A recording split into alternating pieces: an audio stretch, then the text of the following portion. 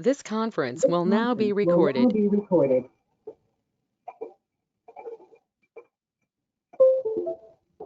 Okay.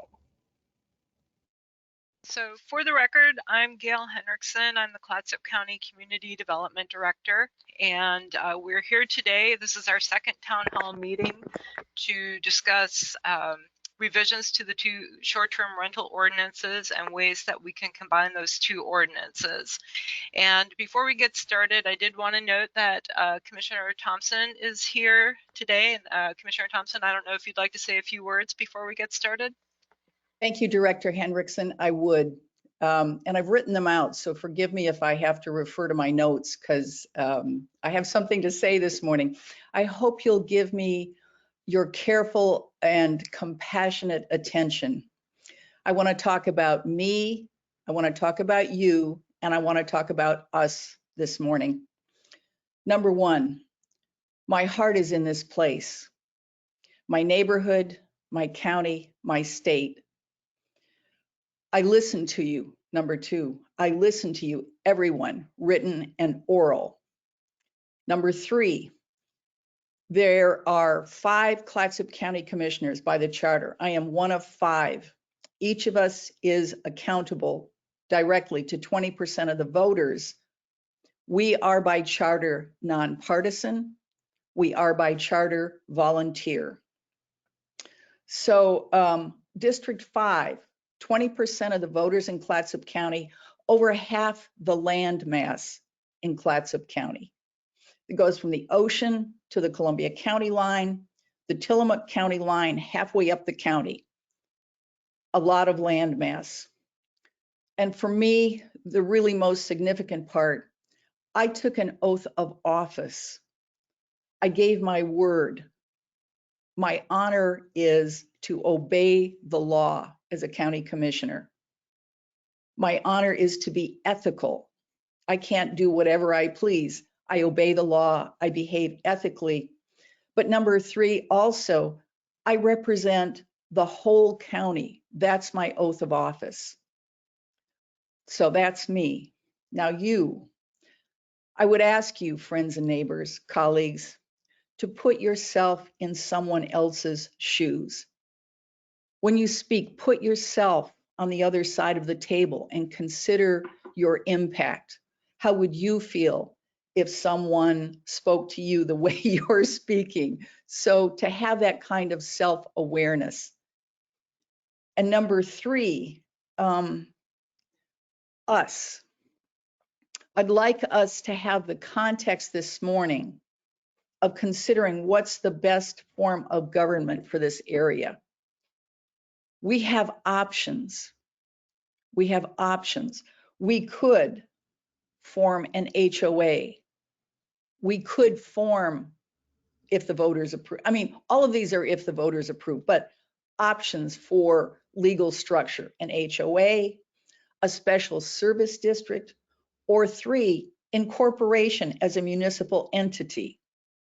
And because I have heard you and seen the disparity between the service levels and the service standards and the service enforcement that you have told me repeatedly you want to have, I need to bring back to you options for achieving what you say you want. That's my job, to apply my skills to give you options so we together can make informed choices. I've asked staff to look at the options. County Council has looked at the options. The county manager did what he called back of the napkin calculations. Just back of the napkin, nothing written, nothing formal. He says if Arch Cape Cove Beach, incorporated, we would be about the size of Nehalem, but with more financial resources. So the county isn't our only option to have the service standards that we want to have. Let's talk about what we're doing together today so that we have a livable community. Thank you. That's all I have to say this morning. Thank you, Commissioner. I appreciate your remarks.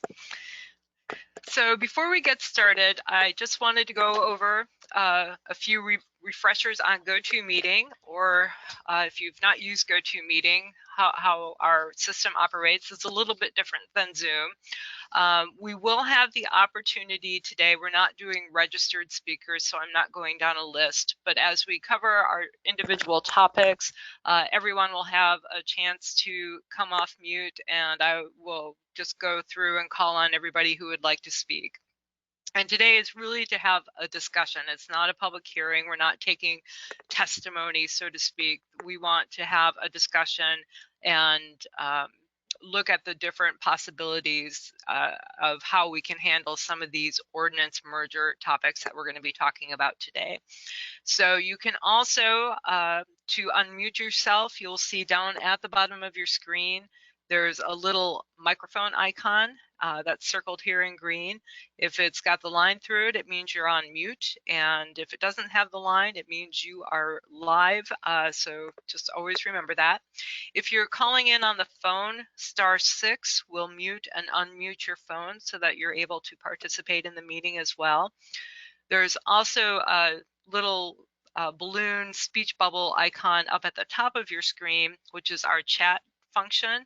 And when you click on that, it'll bring up the chat box, and then you can type your question in there, hit enter, and I'll be monitoring those as well as we go along. I do ask that if you aren't speaking, that we do try to keep ourselves on mute, because that does help cut down on background noise, and that way we're able to hear everybody when it is their turn to talk. So any questions at all about GoToMeeting before I move on? Okay. Joanne Cornelius, I see you've come off mute. Do you have a question about GoToMeeting?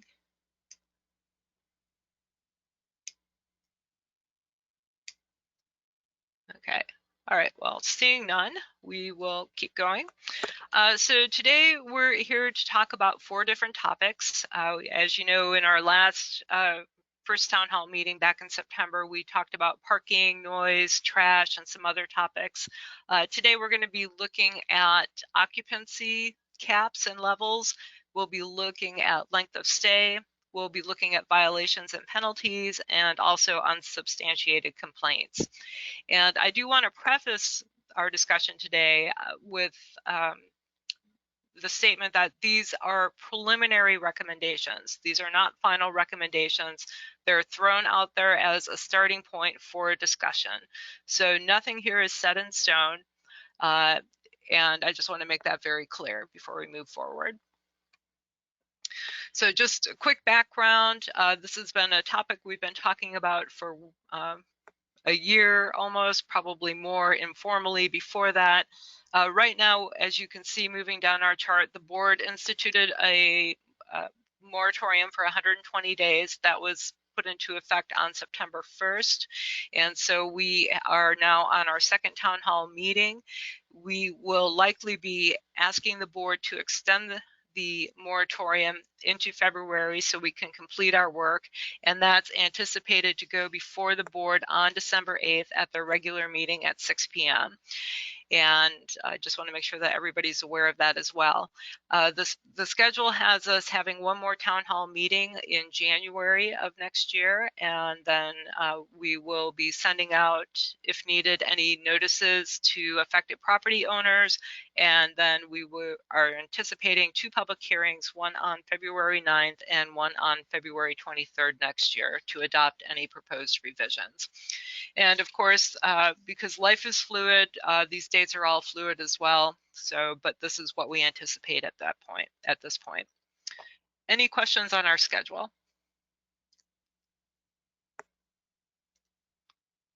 Okay, seeing none, move forward.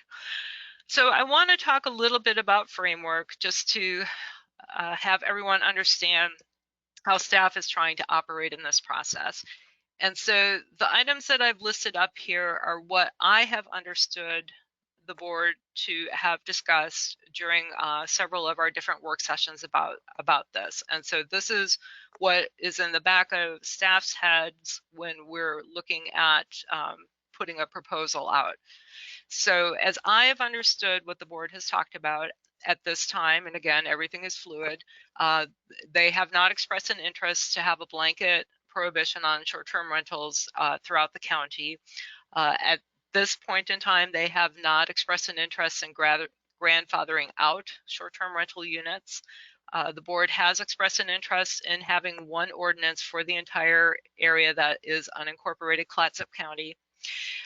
Also, we need to realize that some of the complaints and violations that we get just do not fall under the jurisdiction of either the county or county code compliance in particular. And that includes things like burn bans and open violations, trespassing on other people's property, animal complaints, drug, alcohol violations, and things like that. We also receive as staff a lot of complaints that are addressed in the ordinance, but are not necessarily inherent to a short-term rental, which would include noise, garbage, solid waste, and other things like that. So we just need to keep in mind that our code compliance staff consists of 2 persons. They cover all of unincorporated Clatsop County. We do have a short-term rental hotline that went live a year ago now, and that is the first point of contact often when you do have a complaint. So we'll be working through these as we move forward. And again, just keep in mind, these are not the final recommendations. We are here to have a discussion, and so these are just starting points. Okay, so our first topic is occupancy. And if you remember from our last town hall meeting, we have pulled up comparison ordinances, which include Cannon Beach, Gerhardt, Lincoln City, Manzanita, and, or sorry, not Lincoln City, Lincoln County, Manzanita, and Seaside. And this go around, I also added in the language from our Arch Cape short-term rental ordinance. And so if you remember, we operate under 2 ordinances in the county. We have the Arch Cape ordinance, which went into effect in 2003, and then in 2018, the county board adopted an ordinance that covered the remainder of unincorporated Clatsop County. And while many of the regulations and standards in those 2 ordinances are very similar or identical, there are areas where they do differ. And so occupancy, for example, is one of those. The county-wide ordinance basically says you can rent out your occupancy is based on 3 people per sleeping area plus an additional 2 people. So if you had a 5-bedroom house with 3 people per bedroom or sleeping area, that would be 15 plus 2 extra, so your maximum occupancy would be 17. The Arch Cape ordinance actually puts a cap on it. So theirs is 2 people per sleeping room plus an additional 4 people up to a maximum cap of 14. And looking at the other ordinances, you'll see that Cannon Beach has a cap of 12 people. Gerhardt does not have a cap. Lincoln City has a total cap of 16 people. Manzanita does not have a cap, neither does Seaside. So what we are proposing initially, first of all, we know that our occupancy needs to be tied to the capacity of the on-site septic system, because a lot of our short-term rentals do operate on septic. They're not necessarily in a district where there is sewer available. Arch Cape would obviously be an exception to that. So we do want to make sure that our occupancy is going to be tied to the lesser of either what the septic is capable of handling or what we currently have now, that 3 persons per sleeping room plus 2 additional people. And I pulled all of our permits in unincorporated Clatsop County and looked at what each one was permitted for in terms of occupancy. And you'll see that most of them are 14 and under, and which would be consistent with what Arch Cape has. But we do have 10 that exceed that 14 limit occupation. And so part of the reason, and you'll see my note here, that staff hasn't proposed a maximum cap at this time is, first of all, we're looking for public input on this, but we also are checking in with County Council to see if we are going to run into some sort of takings issue with the 10 that are currently over the 14 limit, if we were to go with something like that. So that's one question we have out pending. So at this point, I will stop for questions and open it up for discussion. And I don't know who would like to go first today. Okay, Mr. Henry, Rich Henry, I see you've come off mute. Hi there. What was the process and what would we have to do with what I've understood Lincoln County just banned STRs based on a referendum? Correct. Their referendum was placed on the ballot by a coalition of neighborhood organizations that work together to gather the signatures, as I understand it, and get the question on on the ballot, get the referendum on the ballot. And so what would the process need to be here, Gail? So I am not 100% familiar with how you get something on the ballot. It's a little outside my purview, but I do know that there is a process that you would go through where you do have to get a certain number or percentage of signatures from registered voters in the area. In this case, it would be Clatsop County. And then I believe that there's probably a review of the referendum language itself to make sure that I think it addresses only one topic and that it's clearly written. But if you contact Tracy Kravenko, who is the Clatsop County clerk with the elections department, she would be able to provide you with all those specifics. And I can, I think I have your email, perhaps I don't, but we can get that information to you, or it's on our county website. I'll send you an email so you have mine. Okay, thank you. Thank you.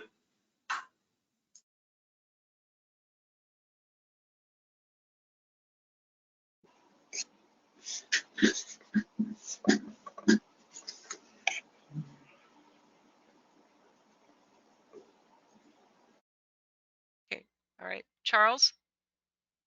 Yeah, so this is Charles Dice. I live down in Cove Beach. I'd just like to make a few comments on the occupancy piece, and a little bit of it is not tied specifically to occupancy, but I think it's worth noting that a number of communities in Clatsop County have kind of paid attention to their residential neighborhood citizens and constituents, and the elected officials in those jurisdictions have passed various forms of restrictions on STRs. So Astoria, as an example, doesn't allow STRs, they allow home occupancy.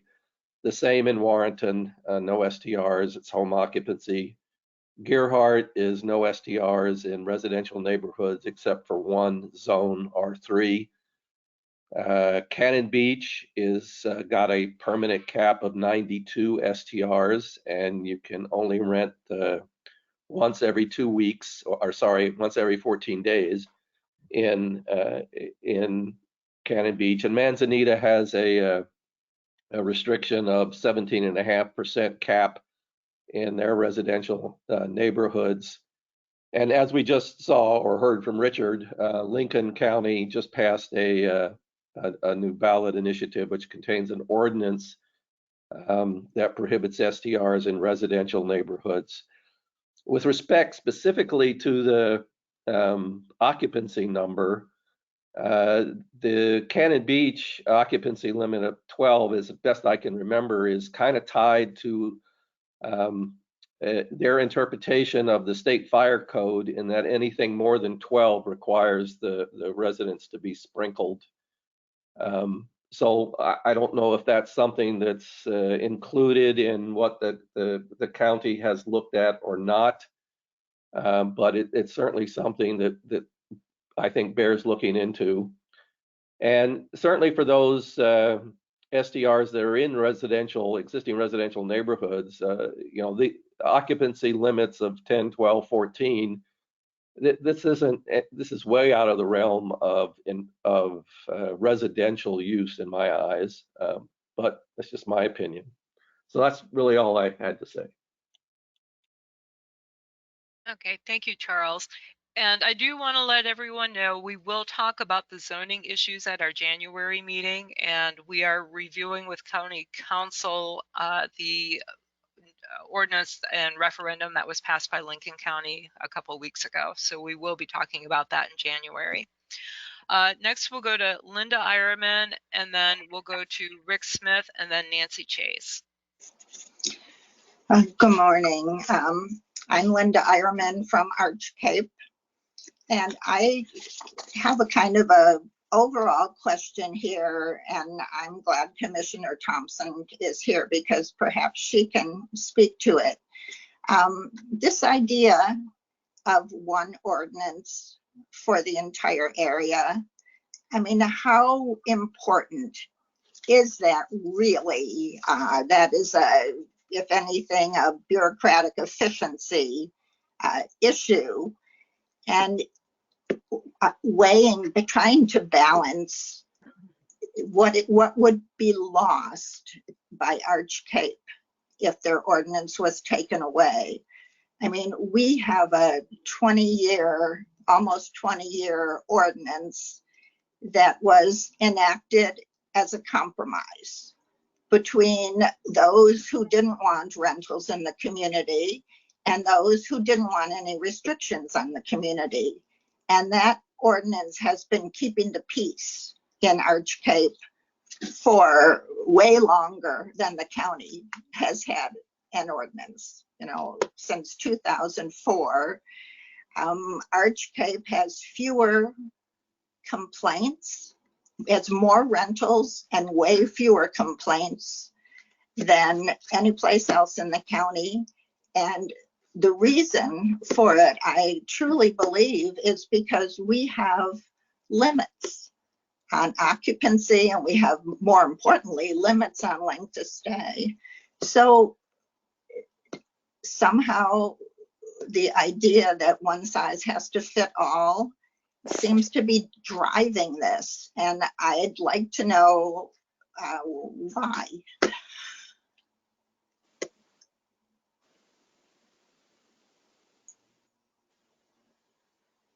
Okay, thank you, Linda. Next, we'll go to Rick Smith, and then Nancy Chase, and then Reba Owen. Thank you. Can you hear me? Yes, I can. Okay, so yeah, I would like to make a comment on the occupancy. One is that I'd like to ask that the ordinance use consistent language regarding occupancy. At least in your slides here, you're using terms like sleeping rooms, sleeping areas, but I believe that you should use the term bedrooms, because other types of ordinances and certainly septic system permits are tied to the number of bedrooms. So my ask is that you change or use consistent language, and because the capacity of septic systems are based on the number of bedrooms, you know, I also recommend adopting the same descriptions that were used by Lincoln County by confirming that each component of the septic system was actually built as shown on the permit documents and as determined when the inspection was done after the installation. Thank you. Okay, thank you, Rick. Nancy Chase? Thank you. I just wanted to note that the Fair Housing Act, which is a federal law, I think this was made to protect families when they're trying to rent homes, has a two people per bedroom plus one.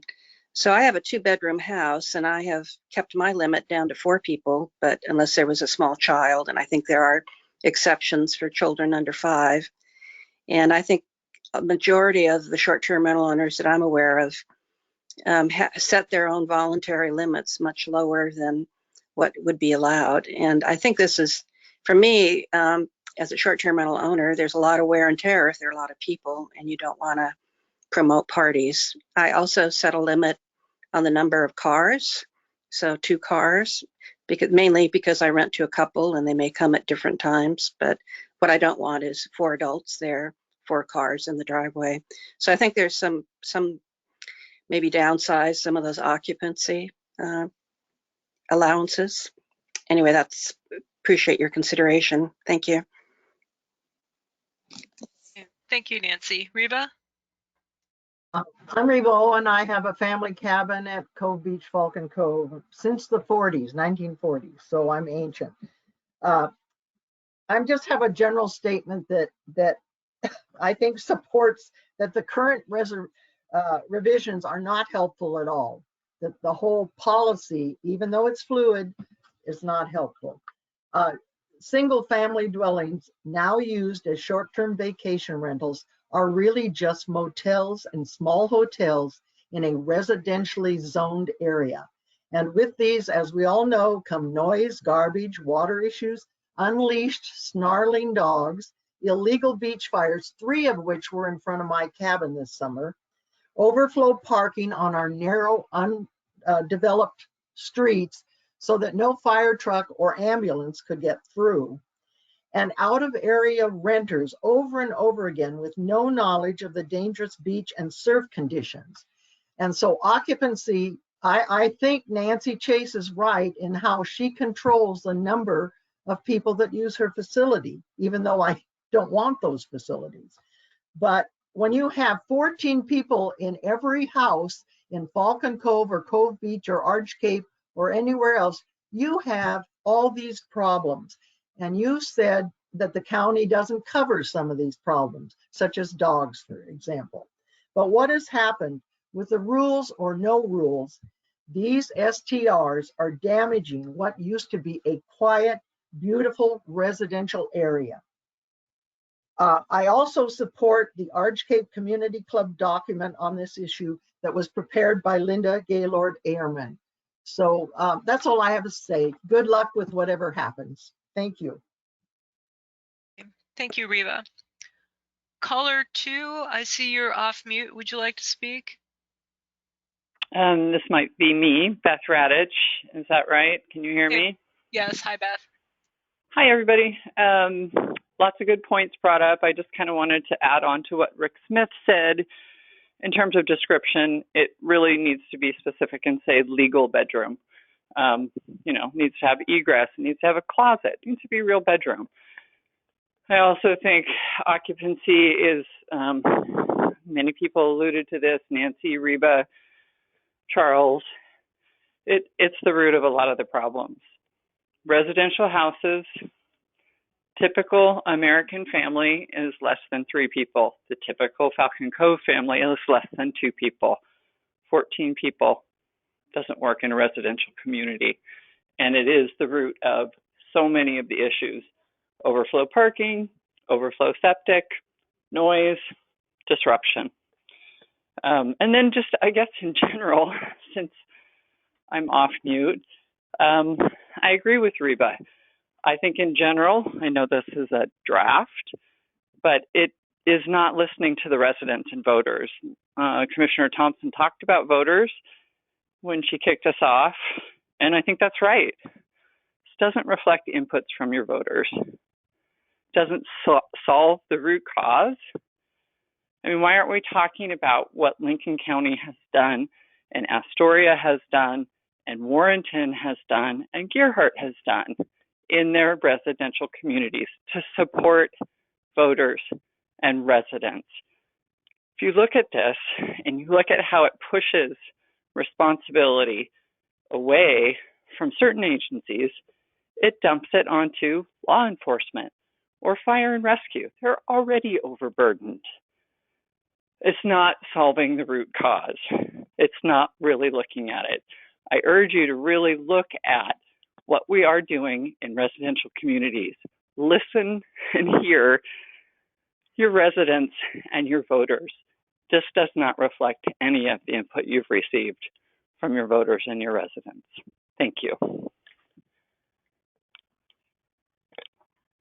Okay, thank you, Beth. Anthony? Yeah, hi, can you hear me? Yes. Hi, my name's Anthony Wakula. I've been a long-term resident here in unincorporated Warrenton for a number of years. I operate a short-term rental on my property. And so, I kind of have this view that I feel puts me on both sides of the fence. To the matter at hand, I think that numbering the, visitors based on septic abilities is completely appropriate. I operate on septic. I don't want my septic being overburdened as well. And so I'm fine with the numbers at hand, living spaces subsequent to that as well. But the septic thing is appropriate, which is why when we switched over to our 5-year agreement, like 2 years ago, whatever it was, we have a contract with septic companies to come out and evaluate. And we had to, as part of passing our agreement with the city, or the county, I should say, we had to enter an agreement with the septic company for evaluation and maintenance of our septic tank throughout the 5-year agreement. So, there's a checks and balances in place to also monitor that stuff that was implemented by the county, which wasn't monitored before. I think that's a great idea. As far as the number of people that rent a place, I mean, in my Airbnb, I would never rent more than 4 people at a time because my space doesn't really permit it. And I live here. I live on my property, so I monitor it. I think, the people that don't live here, that, don't know what's going on their property, that's unfortunate. I think there needs to be a way to control it. But, you got to, for everyone that's against that, you have to keep in mind that there are people like me who do closely monitor it, because this is my neighborhood. This is where I live. This is my community as well. I very closely filter the people that come and stay with me based on reviews, based on interactions and conversations that are had prior to. I have one of the highest cancellation rates of my own people that try and book with me, just because I intentionally filter who's going to come. So, that's all I have to say. Just keep in mind, there are people here that operate, and I look for that income as well. The people I filter and bring out, I'm not bringing masses in, but the people I bring in, I recommend to the local places. I send them to Fort George. I send them to Public Brewing in Cannon Beach. I send them to places down in Tillamook, the cheese factory. And when you talk about the swarms of all these people that are coming, the reality is these people are coming regardless of whether they have a place to stay or not. They're going to be coming from Portland to escape the heat. They're going to be coming from Portland and Seattle to escape the swarms of people that have increased there. So whether you put a place to live or not, I'm sorry, but these people are still going to show up. They're going to find a way. They're going to cram into the hotel rooms and sneak people into other places that they shouldn't belong. I'm not saying I'm against your number of residents, or occupants being greater or less than 14. I think appropriately based on septic and availability of rooms are important. But that's all. I kind of have this unique perception of it, and I just wanted to voice that. That's all. Thank you, Anthony. Denise Davis? Thank you. Can you hear me okay? Yes, I can. Thanks so much for this opportunity to share our opinions. We're Denise and Jeff Davis. And as you know from the letter that we sent you earlier this week, we're just uncertain why the question of a cap on the number of STRs, or the phasing out of STRs altogether, isn't really being addressed in these town halls. We do appreciate, of course, occupancy, length of stay. These are important discussions, but there's a bigger question, such as the unlawfulness of the counties issuing permits for STRs, which are clearly commercial enterprises, despite the really close monitoring that Anthony just described. Particularly in coastal residential or CR zones, such as Cove Beach. You're well aware, I know, of Clatsop County's Land and Water Development and Use Code, Section 4.2320, that stipulates that STRs are not allowed, whether outright or conditionally, in any of the county's rural lands zones, including the CR zone of Cove Beach where we live. So given that STRs are unlawful in Cove Beach, I just don't understand why we're discussing, well, like at the last town hall, which party is responsible for trash infractions. Focusing on the details of STR operations in CR zones seems as pertinent to the discussion as limiting the number of vehicles we could sell if we decided to open a used car lot on our Cove Beach property. It just feels like we're beating our heads kind of against a wall, which we feel disappointed about. It shouldn't be the case when we're asking questions of our elected officials and the staff who support them.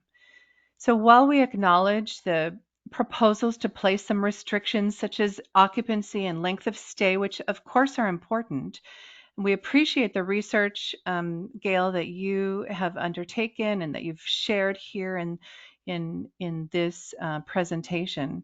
We just feel like these efforts are valid to differently zoned areas in Clatsop County, but not to CR zoned Cove Beach or other rural lands areas, which begs the question, as Linda from Arch Cape asks, why are we focusing on a one-size-fits-all solution? One size doesn't fit all. CR zones, for example, must not fall under the same STR ordinance solutions as non-CR zones in unincorporated Clatsop County. We've been talking about the recent ballot measure from Lincoln County, 21203, and as well as the STR ordinances implemented in communities in Clatsop County, such as Gerhart and Warrenton. Those have been referenced several times already this morning. Those all send a message that citizens up and down the Oregon coast are really fed up with the proliferation of STR businesses that are negatively impacting the environment of their residential neighborhoods, our residential neighborhoods. We're just really asking that Clatsop County Board of Directors and administrative staff acknowledge the unlawfulness of permitting STRs in CR zones and limit them with greater restrictions than what have been proposed here so far to zoned areas that lawfully permit commercial enterprises. Thank you very much. Thank you, Denise. And for anyone who joined after we got started, we will be talking in January in greater detail about how STRs and our zoning code addresses them or doesn't address them, and what changes we may be recommending to that as well. Right now, County Council and staff are reviewing the Lincoln County referendum and looking at those issues and working with our land use council as well. So we will be talking about that in January. Okay, is there anyone else who would like to speak about occupancy levels?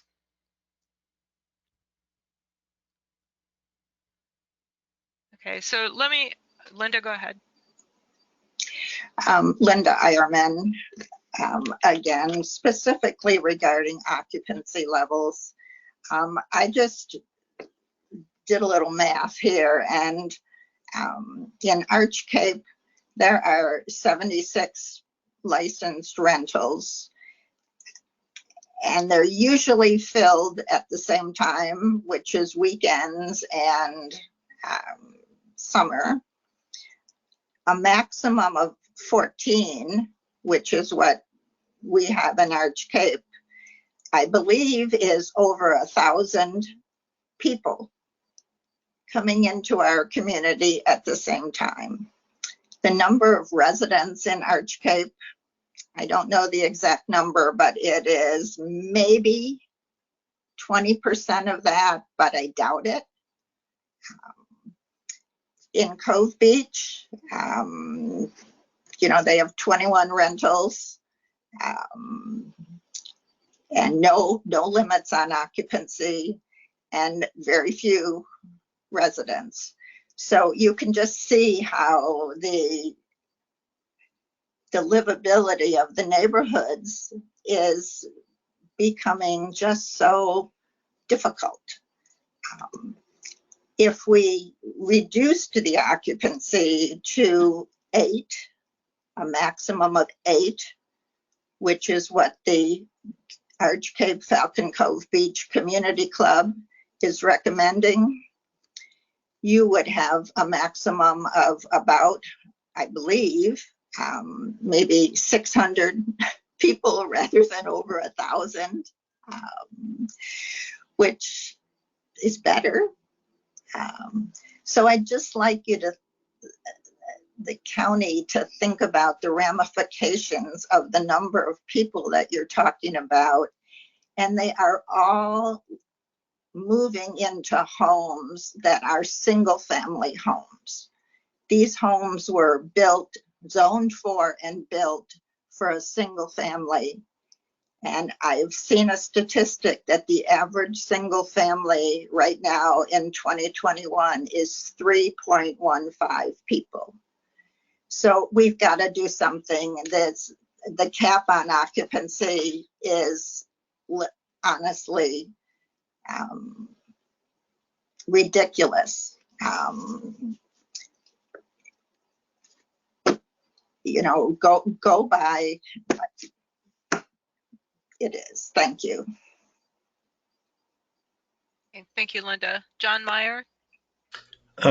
Gail, yes, I just wanted to comment that we have a cottage in Cove Beach that we rent, and we are like Nancy Chase. We restrict our number of guests occupancy to a maximum of 6, and throughout the year we often have people with just 2 guests. So I think that it's important to look at options on the number of occupants. I think we're under our septic system we could get up to 11, but that's we're at 6 and we're comfortable with it, and it's a practical consideration for us, and we hope it's sensitive to the neighborhood as well.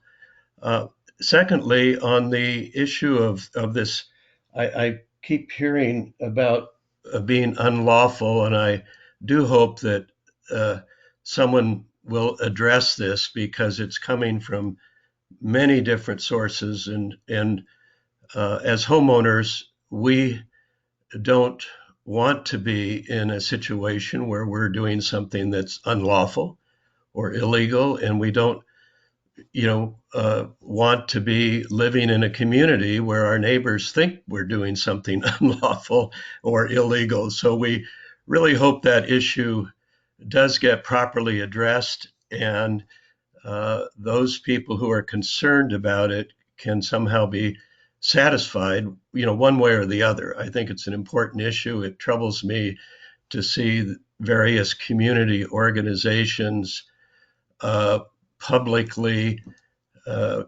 coming out that this is an unlawful, illegal activity condoned by the county. That's a troubling accusation to us as homeowners and guests ourselves when we come to visit Cove Cottage. It's just I think it's a very strong statement for people to be making when we've got lots of lawyers and good people who can address that issue. And I look forward, Gail, to having that done at the next town hall meeting, so that we can all get a better understanding and appreciation of those issues. Thank you. Thank you. Joanne Cornelius.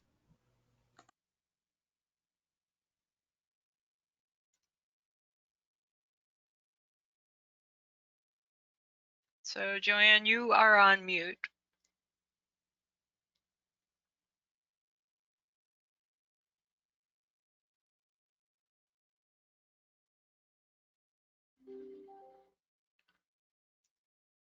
Okay, while we're waiting for Joanne, Charles Dice.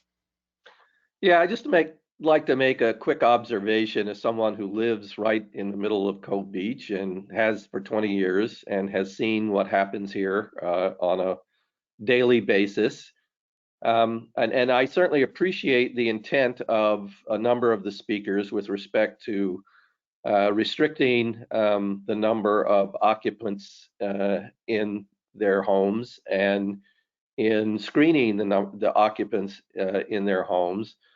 And it sounds really good, but the actual facts on the ground are that people may book for a party of 4, but when they show up later that afternoon, they may have 4 or 5 other vehicles that drive up with 5 or 10 other people in them, and there's no way that some property owner in Lake Oswego or West Lynn or Seattle or wherever they live is going to know about that. It is in fact reality. It is what happens. So just keep that point in mind, please. Okay, thank you, Charles. Rich Henry? At the last meeting, I had requested financial data for how much each of the communities from Clatsop County and or our zone were contributing in short-term rental percentage income to the county, and was only able to get kind of a rough shot because it's not detailed. Gail, can you help us obtain that data so that we understand what the financial benefit is to the county? Okay, so if I want to make sure I understand your question correctly, could you repeat again what data you were looking for? I was looking for an understanding of how much the county itself is benefiting from STR income broken down by area. Unfortunately, when Tom Bennett responded, he said that a certain amount of it is not. Now I can send you his communication along with my request. I and several of my neighbors are looking for greater detail as to how much the different communities contribute, and also what the benefit is to the county relative to their interest in seeing these STRs go away.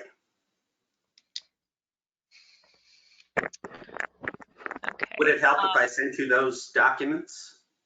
If you could, please. I know that this is information that would not be coming from my department, so I would need to check with the other departments. I think it's assessment and taxation collects the transient room tax, and I know that they do not track it by specific areas. It's my understanding, and I understand they get this request quite a bit, but they do not track it, as I understand it, by specific areas. So yes, in making this decision, along with the qualitative judgments we all have on this issue, it would help to see some data. okay. Yes, if you could please send me what you received from Tom Bennett and your requests, and then I'll see what I can find for you. Thank you. You're welcome.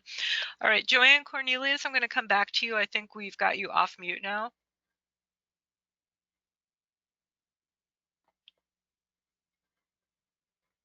Or not. Okay. Reba Owen. Hey, by now you know that I want a cap that is exactly like the unincorporated areas of Lincoln County. But one thing you need to keep in mind is a lot of these STRs are booked through commercial agencies. So the owner doesn't necessarily know how many people are there, how many are going to show up, or what they're doing at any given hour of the day. So that's a complicated thing. We need to know how many of these the owner is an absentee landlord. Thank you. Okay, thank you, Reba. Caller 5, I see you've been unmuted for a while. Did you want to speak?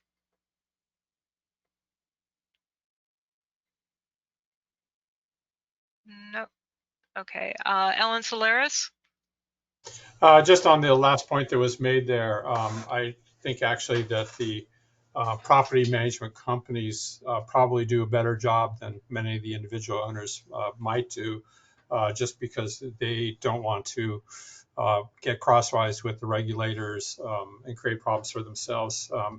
And then it's really fewer people that the county staff has to deal with, and they get to know each other. We work with a property management company, and I can guarantee you they are very careful about assuring that the occupancy caps are not overwhelmed. I think that what's proposed in the latest version of this is a reasonable basis for setting a number of people. And I just want to speak to the point of let's not get so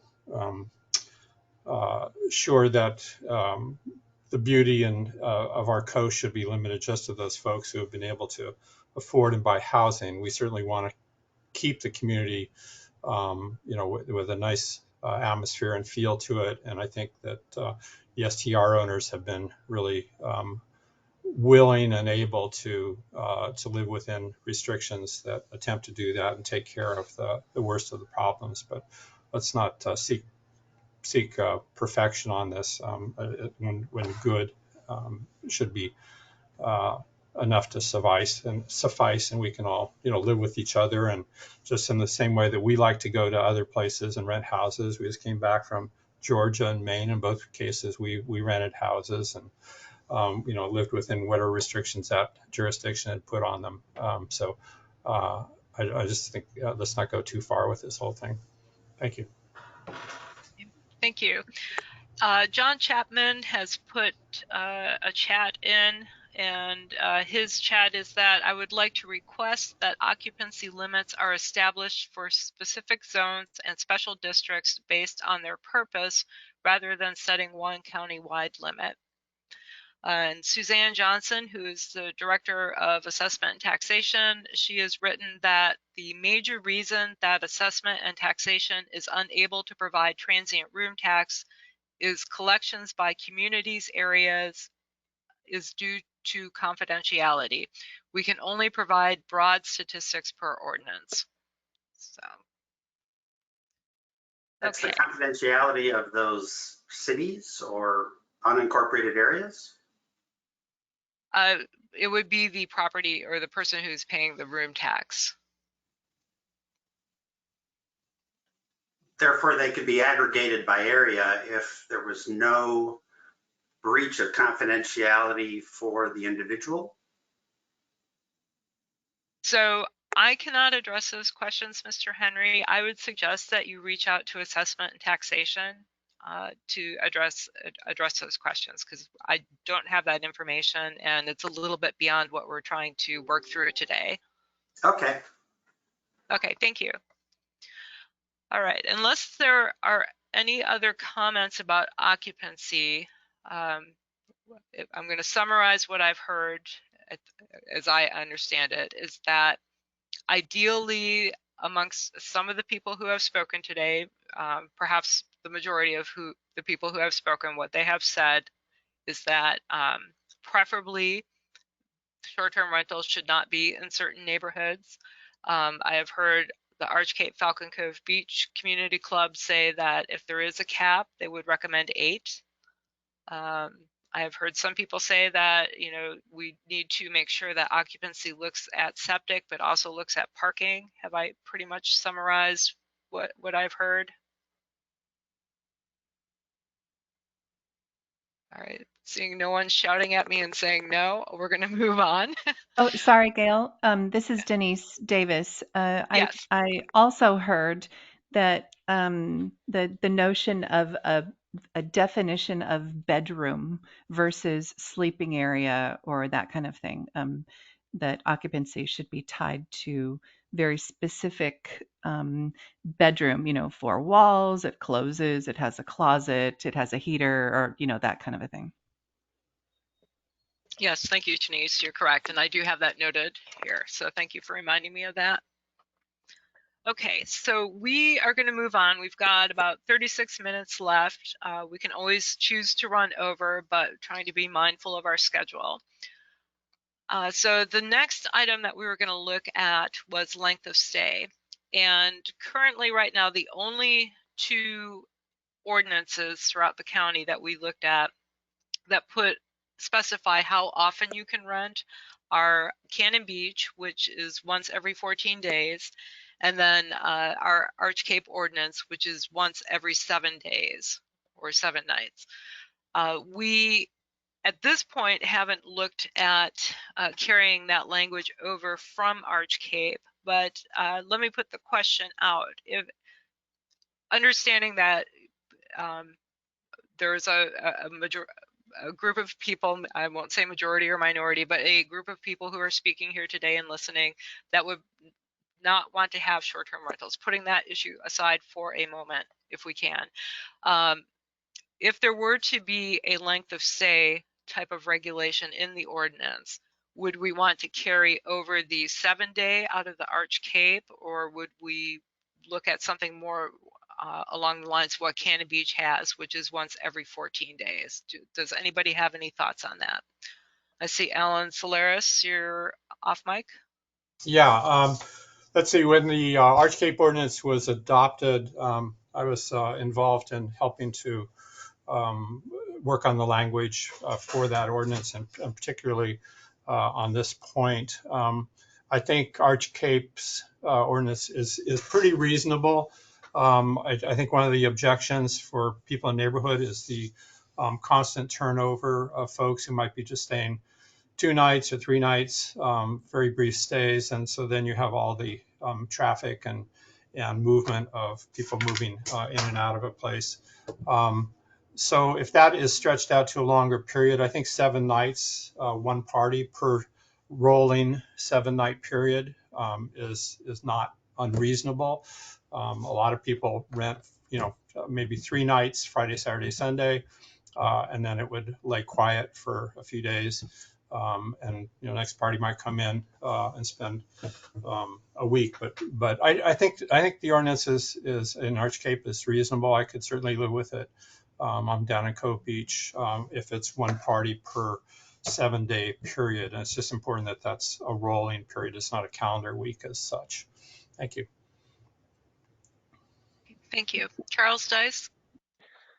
Yeah, so I would, in those parts of the county where the SDRs are appropriate, I'd certainly lobby for the 14-day, 1 stay every 14 days as Cannon Beach has done. And the primary reason I'm saying that is because Cannon Beach, as everybody knows, is probably one of the most tourist-centric towns on the entire Oregon coast.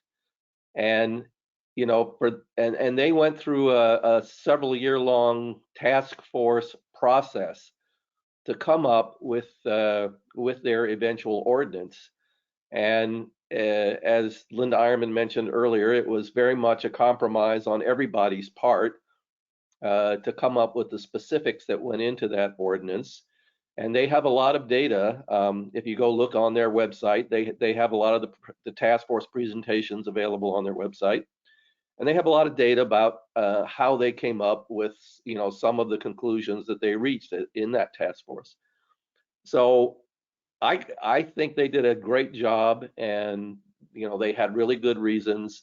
And God knows if anybody had any kind of economic reason to want, more tourism, it would be Cannon Beach. So if they came up with this, I think it's a really good benchmark. Thanks. Hey, Dennis McVicker? Yeah, thank you. Can you hear me all right? Yes, I can. It is partially maybe a response to a comment made earlier about Arch Cape being different than the rest of the county. And one thing that is interesting to me is Arch Cape seems to be managing it well. We get fewer complaints there, but Arch Cape has had, regulation in for quite some time. And I think it might be worthwhile to take a little bit closer look at the differences between Arch Cape and the rest of the county. And maybe we would come to 2 conclusions. One is there's nothing broken at Arch Cape. Let's not fix it. Let's leave Arch Cape as it is concerning all these issues. And number 2, maybe the rest of the county looking closely at Arch Cape to say, would we be willing to live with the kind of results that Arch Cape has seen? And I can certainly see with no limits on both occupancy and no limits on length of stay, I can certainly appreciate the kinds of problems that might bring about.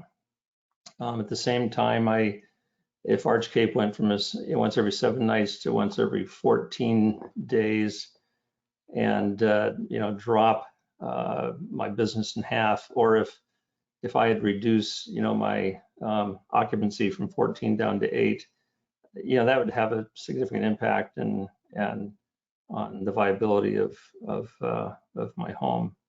So I would just propose that we leave Arch Cape alone, and that maybe the rest of the county look more closely at the Arch Cape regulations and the results that I think have been positive of those regulations. Thank you so much. Okay, thank you. Nancy Chase, I know you said you had wanted to speak one more time about occupancy. Yes, thank you. I have a 2-year-old here. Let me get out of this room. My apologies. My fear is that the beach is becoming accessible only for wealthy people. I have a 4-night minimum in the summer and 2 nights in the winter, and it's usually empty most of the time in the winter, except for holidays. But I come from a background for 40 years where I worked for government and I had 2 weeks off, and to have a 14-day minimum to go to the beach. I know my mother always wanted me to visit her on my vacation. So, it's also financially, what is it per day and what's it total? And so most of the families I have come and that have been coming for years can only afford the 4 nights or 5 nights in the summer. Otherwise, I could probably book my place with a 7-night minimum and keep it busy, or I could leave some empty and do a financial sacrifice. But that's me, and I'm just afraid countywide that the diversity of people, of income and job types and everything able to come and enjoy the coast will be really limited. And I really feel that it's important to expose children and those folks who've never even been to the ocean to have that opportunity and have it be reasonable. And you might say they could go to a hotel, but especially for families, they need a washer and dryer. They can save money by having a big refrigerator and being able to cook their own meals. It's just a whole different experience for a family. So I'd encourage you not to make that countywide and to think about, just other folks who would love to have a brief moment of time with what we get to enjoy all the time. Thank you. Okay, thank you, Nancy. And just to clarify, so the 7-day doesn't mean that you have to rent it out for 7 days. It just means in a 7-day period, if your group doesn't stay 7 days, you don't get to bring in a second group during that period. Does that make sense? That makes sense to me, but it would be empty, and at least I, as a landlord, would do that for my regular families who come every year, but I'm not sure others would do that financial sacrifice. Thank you. Okay, thank you. We're going to do Rick Smith and then Linda Ironman. Thank you. Yeah, I would like to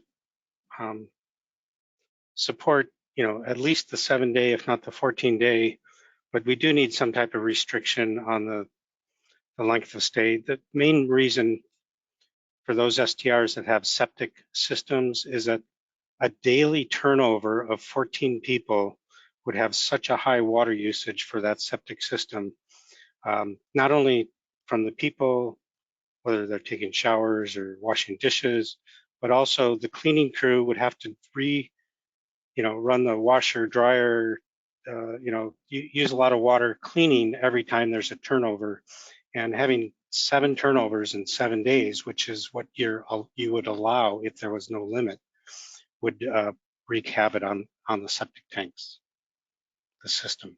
Thank you. Okay, thank you. Linda and then Scott Harn. Linda Ironman again.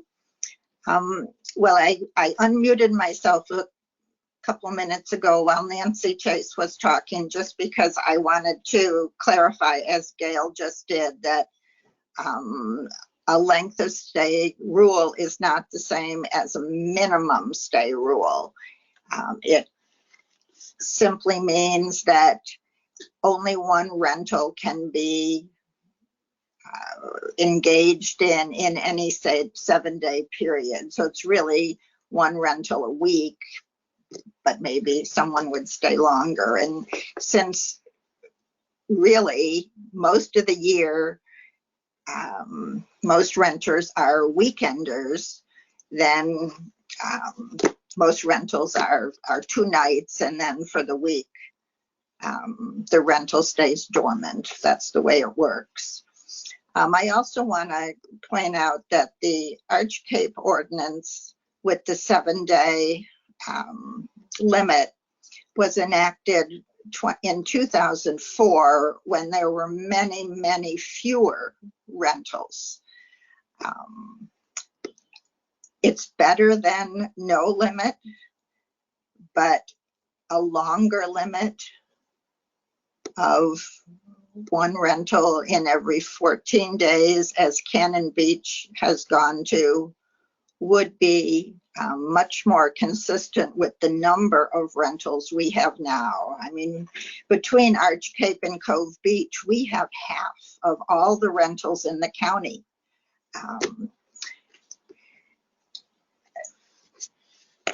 And Cannon Beach, as Charles Dice says, did do an extensive study before they opted to go with the 14-day permits now. And so if you read through the findings in that study, many of them are just as applicable to the areas outside of Cannon Beach as they are to Cannon Beach. So I think we have really good data to support the 14-day limit.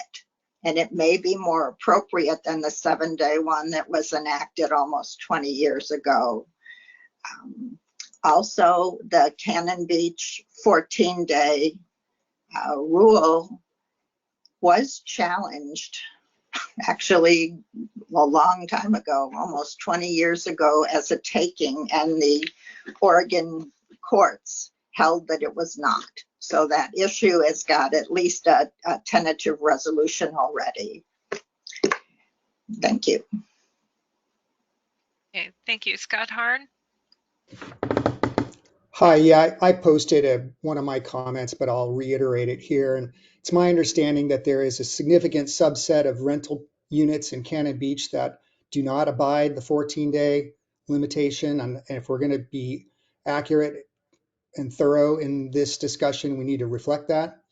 I'd also add that we offer our house as a rental. We use it extensively ourselves, and in between, we do rent it. We have voluntarily, implemented a 5-night minimum at our house in the interest of impact on the neighborhood. It's been successful, and I think moving to a 7-day period would probably be reasonable, but I think a 14-day period would not be. I think that's too restrictive, especially for folks like us and the majority of other folks who operate these units who require the income financially to be viable. Thank you. Thank you, Scott. I wanted to go through some of the comments that we've been getting for anybody who's on the phone and can't see the chat box. Joe, no last name, is in favor of one rental every 14 days. Turnover dramatically impacts livability. Case or KCT says in agreement with Alan Solaris' comment about keeping current 7-night restriction. Let's see, we talked about the clarification of the 7-night rental. Margie Felix Lund says if the county adopts a length of stay, we would be in favor of one trip during a rolling 7 days. Denise Davis says we concur with Charles Dice. Where zoning is appropriate, we support what is working well in Cannon Beach, one new party per 14-day period. John Chapman wrote, length of stay limits should take into consideration the garbage collection schedule for specific areas to address issues with garbage generated by STR properties. Scott Harn did talk about Cannon Beach. And Cannon Beach, just for clarification, they have 3 levels of permits. They have the 14-day permit, which we've been talking about. They have a 5-year unlimited permit and then a lifetime unlimited permit. And speaking with their community development director there, they are phasing out the 5-year unlimited permit and will just remain with that 14-day permit and then the lifetime unlimited permit for certain properties. Let's see, Lise Shoup wrote that 14 days would be best. 7 days would still be huge improvement. And she agreed with Rick's statement about the water usage that accompanies each turnover.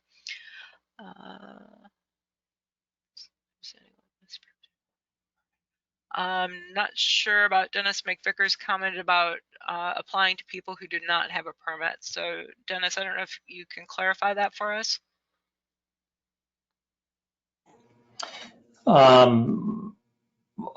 think I was talking about the 2 categories of permits that you were mentioning. I was under the understanding that in the city, if you didn't have a permit, you could still rent it out every 14 days. If you had a permit, you had no limitations, was my understanding. Yeah, so in the county, Arch Cape has the 7-day requirement. Unincorporated, the rest of the county has a no limit on it. And then as I understand, Cannon Beaches, they have a lifetime unlimited permit, the 5-year permit, and then the 14-day permit, which limits you to one rental per 14 days. I'm not sure if I'm understanding your question, maybe. I was just, the last category you mentioned, and this was a number of years ago, I was just under the understanding that you didn't actually have a permit, didn't need a permit to rent it out once every 14 days. That may be wrong, but that was my understanding. Yeah, they do now. Okay. You do have to get a permit. Okay, would anybody else like to speak about length of stay? Okay, seeing none, we will move on to our third topic, which is the complaint process. Gail, it's Beth Radich. Can you hear me? Beth. I'm sorry. Yep, sure. I didn't realize I was muted again. Thanks. I did want to thank you for the clarification on what that means in terms of the turnovers and the time period. I think it's really important to note, as a resident, I live next to a couple of short-term rentals. The turnover day is a day we all come to dread. Transitions are hugely impactful. You've got 3, 4, 5 cars leaving, coming and going, packing up, slamming their doors. Then you have the onslaught of the cleaners, yard people, often have trash packing up. It's just an incredibly disruptive thing, especially on a Sunday, trying to have a nice day with your family. It's just incredibly disruptive. Having no limits is not acceptable at all. I think recognizing that Cannon Beach is one of the most visited and most touristed areas with most of the resources to deal with all of that. And they have considered and they have implemented the 14-day rule, tells us that in a completely residential neighborhood with no tourist services, we need to look really hard at that. Is 14 days even enough? So where it does make sense in places that have resources and have zoning to support it, I do agree with Linda, with Charles, many people, 14 days. In places like this, where it's wholly residential, rural, I don't think 14 days is even enough. We happen to live next to a house whose entire business model is turnovers. Their name is Turnkey. They rent and list on a hotel site, for hundreds of dollars a night. It's just not in keeping with a rural residential neighborhood. So, thank you. Okay, thank you, Beth. Okay, would anybody else like to speak about that before we move on? Okay. I'd like to speak. Yeah, go ahead. My name's Carol, Carol Harn, I'm the wife of Scott Harn, who already spoke and did say that in favor of a 7-night. And so I'm just backing that up. Also, we have a small 2-bedroom STR. I would like to add that I'm comfortable with occupancy limits as well. As an STR owner, I would not like to live next door to anyone coming, any parties of 14 coming and going. So I think a really, excuse me, a really reasonable and fair compromise would be the limit being, the occupancy limits being set, and also a 7-night minimum stay. Thank you. Okay, thank you, Carol. Okay. Not last chance, but before we move on, would anybody like to speak on occupancy, length of stay, whatever we were just talking about, length of stay? Okay, so we're going to move on. I'm going to cover the next couple of slides somewhat quickly, and this is dealing with the complaint process, of how violations are processed, and then unsubstantiated complaints.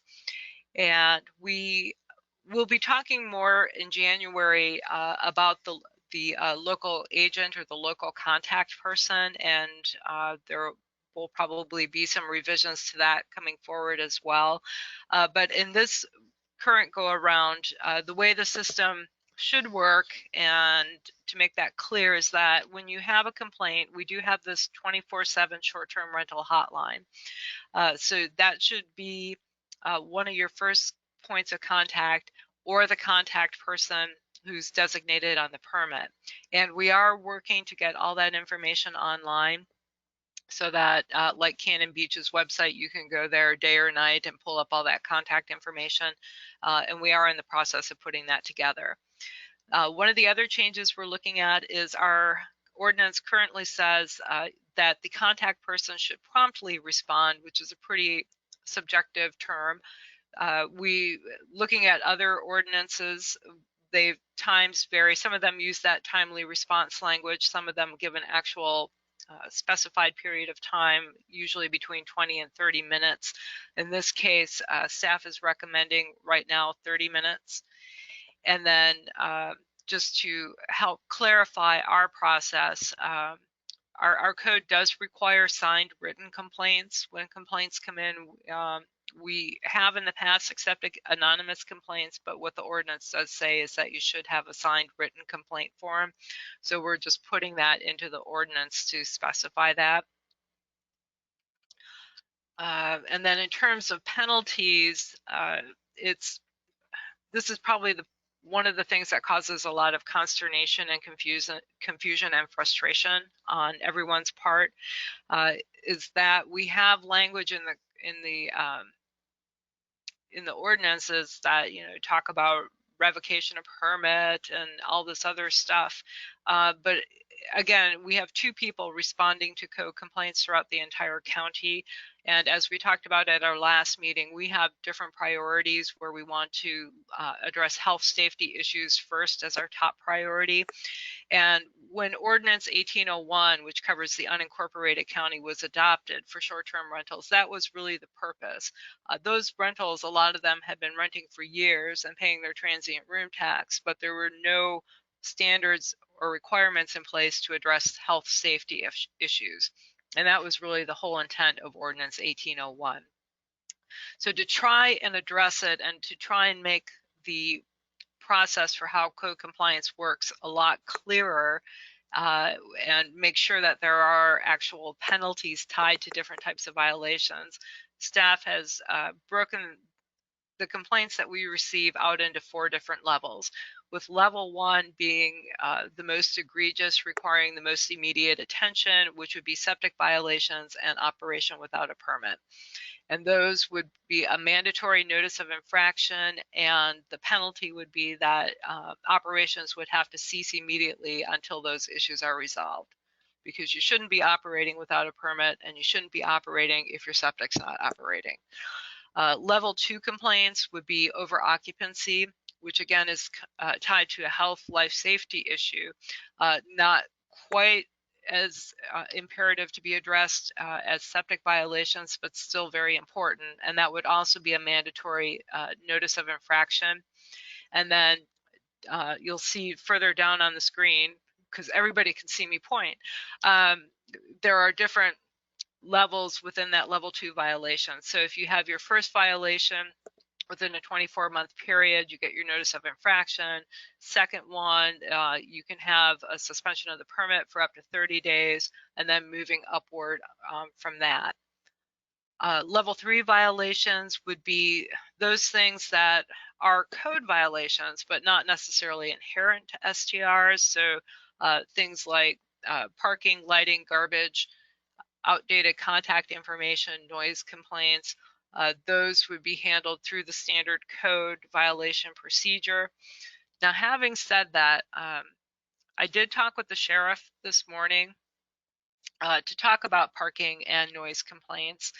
And parking right now is within their purview, and they do have the ability to tow if a vehicle is blocking the right of way. So they have that ability, and they are fine with exercising that. With regard to noise complaints, there used to be a citation process that was handled through the sheriff's office where they could issue a citation on site to the person causing the noise issue, and then they would have to go to court, and just like you would with a traffic ticket. And so one thing that we're going to be looking at is possibly moving that noise complaint citation process back into our code. Around 2012, it was moved over to code compliance, which really makes no sense, because code compliance, when we have a staff, and for 3 years we didn't, but when we do have a staff, they're not here on evenings, they're not here on weekends, and they're not getting out to look at those noise complaints. So it makes sense, and the sheriff has agreed with that to go back to that citation process. So that was, sorry, a little bit of a rabbit hole aside there. So then level 4 violations then would be things that we as staff just do not have any control over, which would be trespassing, animal complaints, burn bans, and those types of items. As part of the violations, we did put in that there, after a certain number of violations, then we could schedule a hearing before the Board of Commissioners, and it would be up to them to decide if a permit should be revoked. And that's fairly similar to the appeal language that's already in the ordinances now. So that would not really be anything different, but it would kind of change when it shows up in the process. And then with the unsubstantiated complaints, we have heard this concern expressed. None of the other ordinances we looked at really address it. The way that we would address it, and I will say it's going to be very rare, I think, that we run into this, or very difficult to enforce, I think, or document that something's unsubstantiated. It would have to be, a very obvious unsubstantiated complaint. But if we were to document one, then we would look at it as a Class B violation, and I believe that has a fine of $300 that goes with it. So that was a lot of information. So I'm going to pause for questions and comments.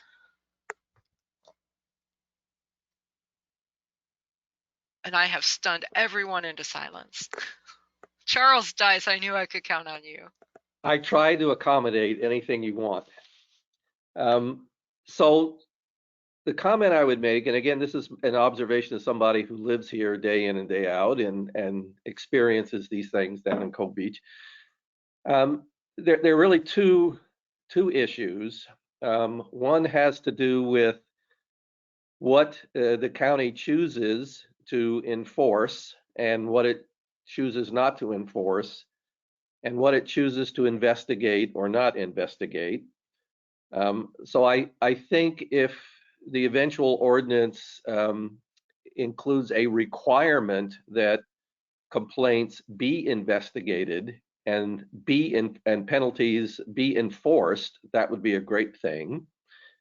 And the second thing is that from a practical standpoint, as has been noted numerous times before, is that many of these infractions and bad behavior occur at night or on the weekends. And by the time you have a code enforcement officer come down here to look at it, it's gone. So, of course, they can't quote substantiate it because the people who are making the noise are gone. The people that were parked out in the middle of the street blocking the road for hours on end are all gone.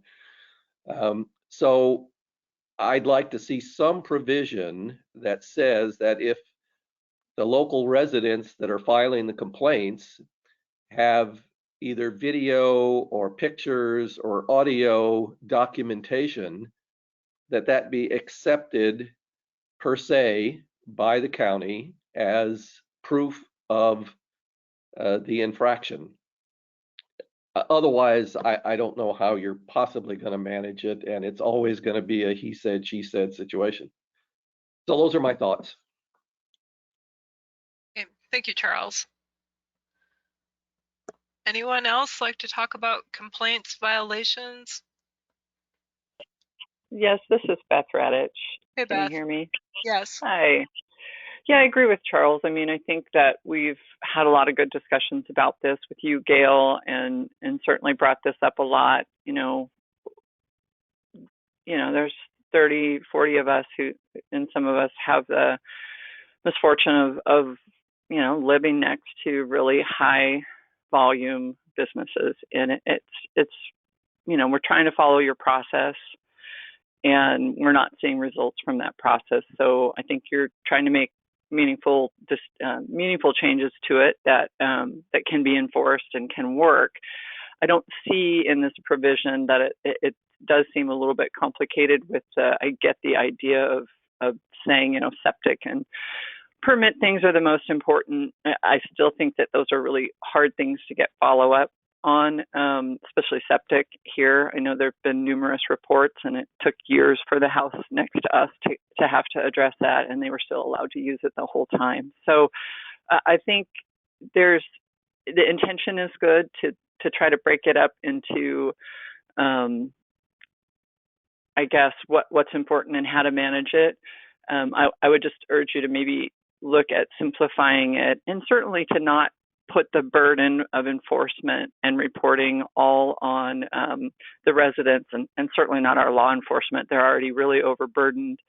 Same with fire and rescue. If we're not going to include any provisions of enforcement for an owner to make sure that their customer is abiding by fire rules. It's just such a big deal in this neighborhood, and I know something Commissioner Thompson is passionate about too. So, there's just some instances in here where the reality of what actually happens here and any meaningful results coming from it, I think there's a gap in there. I think that we also really need to understand this financial piece. So is transient rental tax so important to this community that we cannot pay enforcement to be here when the problems happen?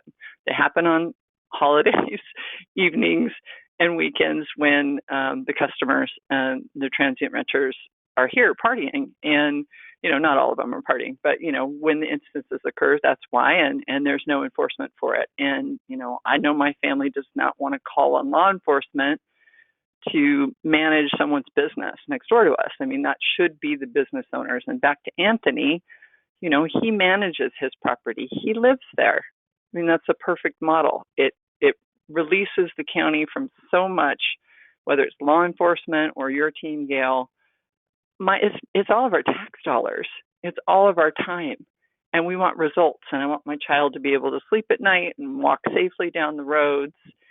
And I don't see that this proposal brings that safety and that residential neighborhood back, and it doesn't put any of the onus on the folks that are making the money and bringing the people here. So I would just encourage some simplification, a real assessment of the cost of this program, and funding the enforcement for it. So thank you. Okay, thank you, Beth. Nancy? Yes, thank you. I just didn't know if it was intentional, but on your hierarchy of problems, garbage and noise is listed as a complaint, and it seems like that complaint needs to have been justified and it should be a violation. Is that your thought? So D says, yeah, I understand what you're saying. I hadn't parsed it out. I see what you're saying though, where we've got parking violations, lighting violations, and then garbage complaints and noise complaints. So. and I just like to note, I think all short-term rental owners, and the majority of them, have signed a good neighbor policy. So we need to be good neighbors. But I think, some of the folks who've spoken today purchased their homes knowing that there was a short-term rental next door, one that had been operating for years. And so I think, I don't know. They should have done more research, I guess, to see that that wasn't acceptable to them. And I do know some of the people have been complained about, and they are really trying their utmost to be good neighbors. So I would just like to point that out. And then I think underwater testing it's elsewhere in there. And, where you have I'm hoping that's just where you have a private well, and when you're on a district water system, which does have wells, that's not a condition, but maybe that could be clarified. And anyway, I just want to thank you for the good work, and the way this was presented really made it easy to review. I really appreciate that. My last comment is on the hotline operator. I've only had one complaint. And when I saw the number come up on my phone, it looked like a spam call. There was nothing that said it was the rental hotline. And I have talked to your code enforcer about this, and I talked to the hotline operator saying, isn't there some way to identify on your phone who's calling? And I was just glad I happened to answer the phone because especially with a 30-minute kind of clock ticking. So the operator said there are numerous lines, but I think there's got to some way to easily identify so you don't have it filtered out as spam. Thank you. Okay, thank you, Nancy. Let's see. Okay, so Kathy Grew put a chat in. I'm going to read that, and then I'll go to John Meyer. This says she's helping Joanne Cornelius out, who's having some technical difficulties. But the comment is, remember goal 1, we are stuck with having to police our own community. 40 years ago, this community worked to keep the community non-commercial. Please remember that. Okay. John, go ahead. Gail, just to comment on the complaint process, I wanted to reiterate what Nancy said about the importance of the good neighbor policy that we've all subscribed to and adopted, and we would, certainly appreciate and be open and welcome to any comments from our neighbors regarding the document and changes to the document. Just because it's written once doesn't mean it works in all cases, and we're certainly open and receptive to expanding that and tweaking it as needed. Like Nancy, we've had one complaint, and I really want to say that the hotline works. It worked. We got a call about a car that was parked in the right of way, and there was concern about emergency vehicle access, and we called the cottage, and within 5 minutes, the car was moved. And it took about 5 minutes of our time. So the system that you do have in place can work, and we think it's a good system. If there are excesses or disregard for that system, yes, we certainly favor looking at that and trying to figure out a way that keeps everyone working towards that common goal.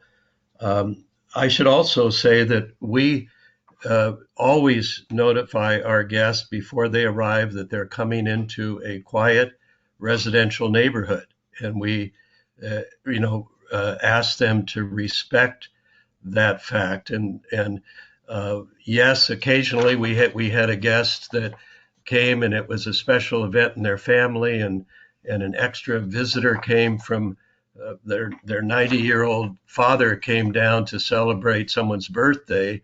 He lived in Cannon Beach, and we like to be able to accommodate that as well from time to time.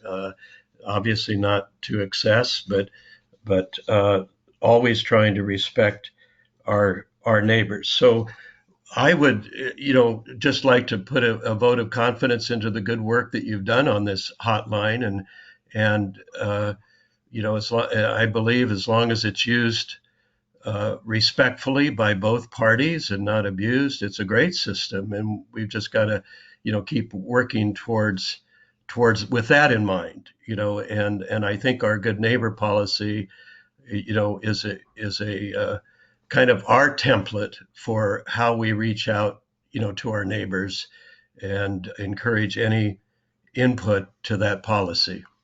Thanks, Gail. Okay, thank you. All right, I got a couple of comments. Anthony Wakula says, my final comment is that he's against changing over to a 2-year permit. He feels the 5-year is great unless we are willing to change the fee accordingly. And then Denise Davis wrote, we agree with Charles Dice's and Beth Radich's comments. We'd also like to see that video, photo, and audio from an impacted neighbor be accepted as, quote, substantiating evidence, unquote. We'd like to see that enforcement be funded by transient occupancy taxes. Okay. Are there any other comments or questions about violations, penalties, unsubstantiated complaints? Dennis McVicker? Thank you. I'm looking at data that was provided earlier, 102 possible violations over almost a 4-year period. 20 of those were actions outside of the code. 17 of those were determined not to be violations, and 21 of those were for people who have no permit, are not, shouldn't be renting at all anyway. So of 186 units in the county, there were, over almost 4 years, there were 44 justifiable complaints that fall under the code. Just from a kind of a perspective standpoint, that's 1 complaint per month for 186 permitted homes in our county. That's what we're trying to develop a penalty for. 1 complaint a month, 186 short-term rentals. I do own short-term rental. We take the codes very seriously and provide lots of warnings to our renters on violations, that if they violate our contract, which would include number of occupants, they can be kicked out and lose all of their rent. And we work to maintain great relationship with our customers or with our neighbors. We spend a lot of time over there. We're in Arch Cape. It's a wonderful community. 50 homes on our street. 2 of them have full-time residents. The other 48 are owners from outside of the county.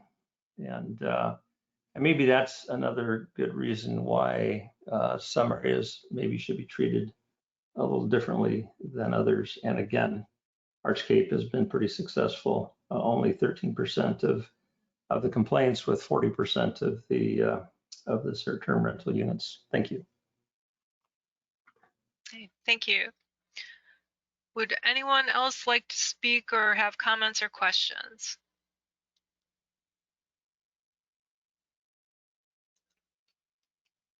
Okay. All right, so moving on then. This would then conclude our formal part of the meeting. We do have another meeting scheduled January 22nd at 10 a.m. That one is on a Saturday, so just be aware of that. Our last two have been on Friday. We will be talking about good neighbor standards, which I know some of you brought up today. We'll be talking about the local representative or local agent requirements, neighborhood notification requirements, and then finally the topic that everybody wants to talk about is how this ties in with our zoning code. So we will have all that to talk about on Saturday, January 22nd. We do also have information posted on the county's website, both on the address that's on the screen here, and also if you go to today's calendar event on the county calendar, all of the written comments we have received are up there along with the presentation slides, and that's where the video of today's town hall will go as well. And before I conclude, we have both Commissioner Thompson and Commissioner Webb has joined us as well, so I will ask them if they have any closing remarks for the group. Company first, Commissioner Webb.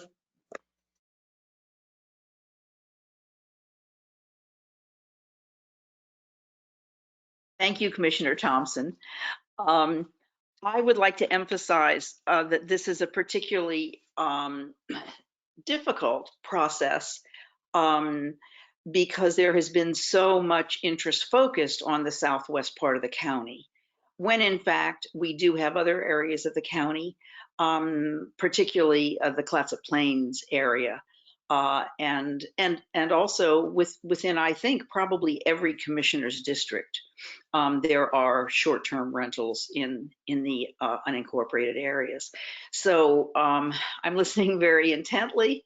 I hope that we can, as a board, respond very specifically to those who appear from the meetings that we've had to be primarily centered in Southwest. But at the same time, we do have to consider that we have STRs throughout the rest of the unincorporated areas as well. And mostly, thank you all so much. To me, it's a great citizen action for someone to take their morning and talk to the staff who was working so hard on this issue. And I think it's a mark of wonderful citizen participation. God bless Goal 1. Thank you all very much. Thank you, my esteemed colleague. So friends and neighbors and colleagues, to echo Commissioner Webb's comments, absolutely. Thank you for your time, your interest, your intellect, your good hearts as we work together to address these community issues. I thank you for giving me the opportunity to be really clear to you that we commissioners are your governing body, listening to you with an oath of office that says we will follow the laws, we will behave ethically, and our obligation, legally, our word of honor, is to represent the whole county. So thanks for being part of solutions, and let's go forward together with this same spirit of balance and harmony. Take care. Thank you, commissioners. And thank you again to everyone for taking time to be here this morning. I will send an email out that has a link to the video. And other than that, comments are always welcome at any time, and we do post them on the website. So that's it. Thank you. Enjoy the rest of your day, and I'll see you in January.